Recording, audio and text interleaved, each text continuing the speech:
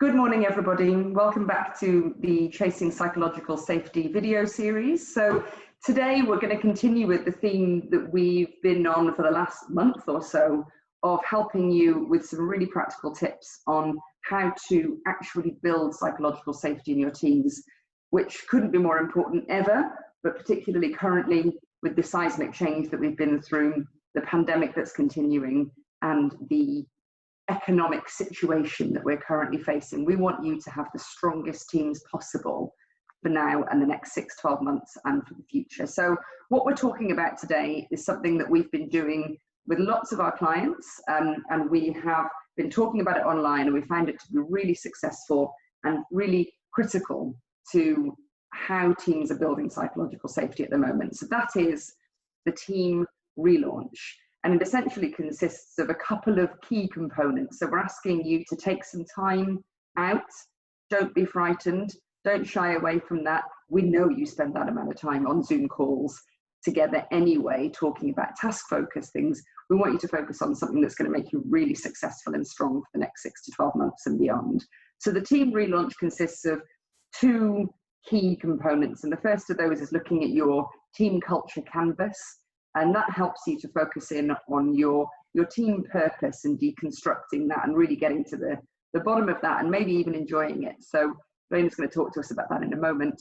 And the second part of that, and this is so important, and we just don't think enough teams are doing this at the moment, but recontracting for the ways of work at the moment. So we're in this new flexible world. How do we actually need to work together to make that work? So, Dwayne, I'll tell you a bit more about some parts of that now. Right, so let's start with the most difficult bit. I think the part of this that people shy away from most is the part where we have to talk about the fluffy and deep parts of why and how, and particularly the why of it, right? Because we have to start doing this culture canvas exercise that Fiona was talking about by essentially redefining what our why is, right? What our purpose is. And it's really important that we take a minute to understand what the purpose means from the point of view of each of us as a human. We've talked about this before.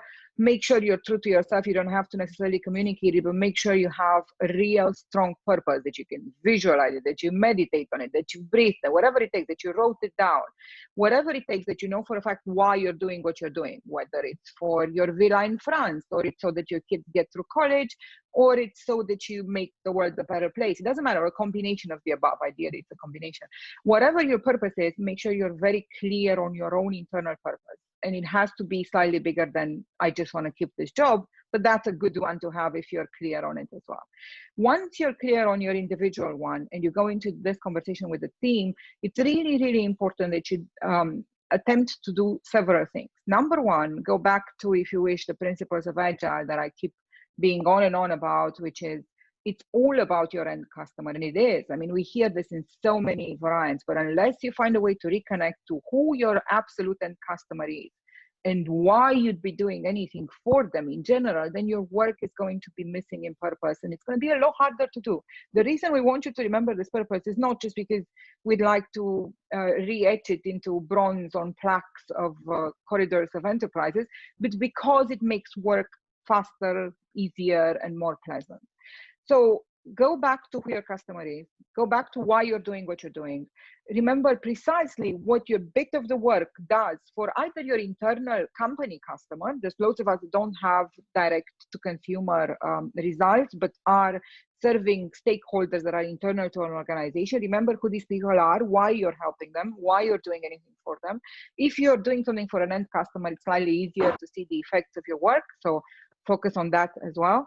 And then one of the practical tips that we had comes from a company that we worked with who, upon hearing that they need to do this, found it really difficult to really connect to the bigger purpose of the organization, which was kind of, as I said, printed in all kinds of mission statements all around the walls of this organization. And one of the things they've done that has helped them is to take those printed pieces of paper, if you wish, inside and go, right, what does this say? Let's deconstruct this into, if you wish, a funny session of, do we really believe this? Does it really matter? Are we really changing the world by selling our our retail product. But once they started deconstructing it, even in a funny way, even in a taking the mick out of it way, they realized that they did connect with some of these things, and it really helped. So even if you have to make it into a humor session, go back to the purpose of the organization, the purpose of your team towards the organization, the purpose of your team towards your end consumer, whether that's inside the organization or outside the organization,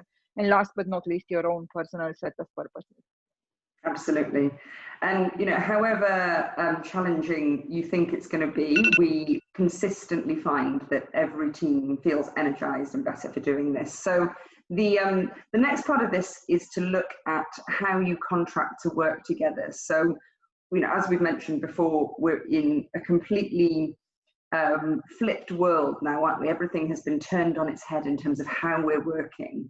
And the idea that you would continue to try and work in the ways that you worked before when everything has changed is not practical. It doesn't work for teams. And teams work best when they've had the chance to say to each other, this is how we need to work together. These are the best ways we can do this. And it's constructed of two parts, essentially. The first one is, what do the individuals in the team need, right? So people have got children at home, they're caring for people, they're isolated at home. They've got all sorts of different needs and realities, and those are now being taken into account more than ever, and that's going to continue into the future. So what do the individuals in the team need? And secondarily, as a team, how do we now need to use the tools that we've got at our disposal to work together in the very best way that we can? So if that's in an agile way and in a non-agile way, those are the things that you need to look at. Some of the things that we've been seeing teams doing have been very much looking at, you know, the Zoom meetings, Zoom fatigue, making sure that you've got 15-minute blocks in between meetings. Who needs an hour for a meeting anyway? Who gave us that standard block of time? Make it half an hour, make it 40 minutes. Give yourself that break in between. If you don't have a break in between Zoom meetings, you get that sense of exhaustion and the team's productivity starts to dip. If you support each other to have more time, you'll be stronger. One of the other things we've seen teams doing is blocking out time for no meetings, so blocking out time for productive time. Say, the key example I can think of is a large project team that said, right, between 11 and 12, every single day, we're not going to have any meetings. Everybody immediately felt a sense of relief. I'm going to have 3 hours every day for time to focus and be productive and reflect and get on with my work. And then that meant that they could really value the time that they spent together as a team, talking and sharing. The last thing I'll say here is something else teams have found really successful is really zoning in back on what team meetings and team interactions mean. And we've talked about this before, but Dwayne has just talked about deconstructing your purpose. When you re-look at your team meetings and the time spent together, please, please, please really try and focus on only things that you are doing together. So only the collaborative items when you're in the team meeting together, and also look at trying to reconstruct those team interactions to focus on only items that are related to your purpose, related to the service that you're providing to others, your communities, your stakeholders, all those sorts of people. So these are some of the things that we've seen teams doing successfully, and we wanted to share them with you, so give it a go. Right, a couple more things that come to mind, just since we're emptying our bag of tricks here for your for you guys to use. And again, I said this in yesterday's article, but I want to be very clear. We're making no secret out of it. We would like you to try these things on your own, chiefly because we're getting busier and busier with some clients. We'd like you to everyone to be doing this, not because it serves us necessarily, but because absolutely every team needs it. And also, one thing that I did say yesterday, and before I forget to tell you guys again, is that we have had a COVID offer out for some of this work, plus a Stay Connected pack, plus our software for free for 2 months. That offer is still out, but it is ending at the end of August. So if anyone needs some type of a free boost for a couple of months of just measuring psychological safety and getting somewhere with their team, now is the time to talk to us about it. But going back to a couple more quick tips for you guys. One thing I will say, and I think now it's becoming more and more commonplace, so we should be good with it, but just to be sure, and if anyone hasn't heard about it, really important, if one's online, everyone's online. If you're going back to the office and any of you are in a room doing a meeting, and then there's anybody that's still at home for any reason, then you all need to be in front of your machine. So I think that is something we absolutely need to keep for hybrid. No matter what you do and where you are, one person is not in the room, the entire meeting needs to be online. The other thing that I would say is, and we've seen work, is try and do an internal courage check. This means the following.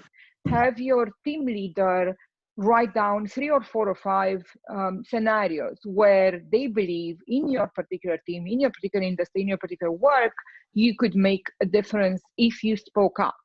For instance, if you see a mistake happening, if you see something going wrong, if you have an idea, if you'd like to either stop or encourage something, if there's any reason for you to speak up, that requires courage. Now, if a team leader asks you, would you have the courage to say so? Obviously, you'll say you would, because who would say anything else in front of their colleagues? And there's plenty of impression management to go around. Now, what we've seen work is, instead of it being an impression management festival, do the opposite of it. Have it a silent courage check, meaning have that team leader ask the question and then have each of you take 10 seconds to answer it to yourselves. So if you see a colleague start to go down the wrong path, they start to write the wrong code, or I'm probably wrong saying that, I've never written enough code to know what I'm saying, but if you see them make some type of a mistake that you could prevent, would you speak up or not? And then give your teammates or yourself the 10 seconds to admit to yourself if you would or you wouldn't. You don't need to tell anyone, admit it to yourself. At the end of these few questions, you should have some form of a barometer of where you are in terms of your courage and how willing you are to speak up, if you will, because the only person you should have some personal responsibility towards is yourself, and it doesn't really matter what you tell your teammates, it matters whether you would step up or not. So try those couple of things as well. We've seen them work really well. So, and in other episodes, we've talked to you about the humor hackathon. Don't forget that. Make sure you sit down for 10-15 minutes, give each other what you think is funny. That always brings it together a lot better. Think of funny things that you could be doing together. Put all of these things together, and it's even difficult for us to list them, but we'll attempt to do so in the body of this article, and then have a team relaunch. You can do nothing better for your team than that at this time. You can make sure you set them up for psychological safety, for a people practice that's mindful and you know what you're doing and you believe in your purpose, and you can then kind of withstand this new episode that's coming through. Thank you very much for listening to us again, for coming over to see us and to talk to us about these tips. Hopefully they help. Leave us comments, subscribe, whatever the kids are saying on YouTube. And then we'll talk to you next week. Thanks a lot. Everybody. Thank you. Bye. Bye.